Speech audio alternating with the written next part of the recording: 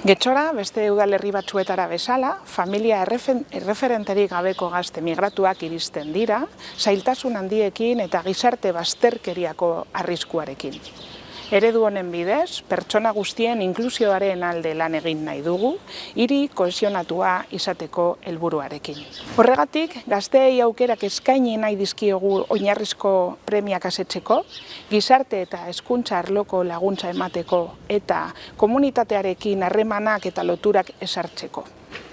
Aldi berean, gazteen gaitasunak eta trebetasunak indartu nahi ditugu, prestakuntza eta enplegua lortze aldera. Gure ustez, gazte horietako askok pairatzen dituzten kaleko egoerak murrizteko lan egitea da, gizarteratzeko eta gizarte osoak behar duen kohesio sozialerako eta bizikidetzarako alternatiba egokia. Eta berritzaileena da, gazteak gizartean integratzeko laguntza, orientazioa eta lotura komunitarioak egituratzeko pertsonalde eta San Nikolas Zabalik bezalako erakundeen gaitasuna.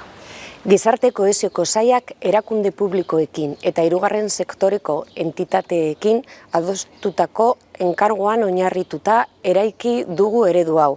Orain arte, gizarte bazterkeria jasateko arrisku handia duten gazteei arreta emateko.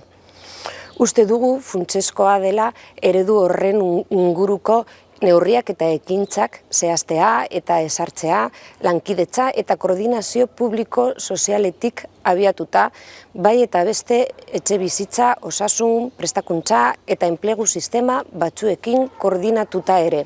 Garrantzitsua iruditzen zaigu, herritarrekin eta beste gizarte eragile batzuekin aliantzan lan egitea. Herritarrekin, tokiko enpresariekin eta pisuen jabeekin konfiantza sortzea, integrazio soziolaboraleko prozesuak errazteko.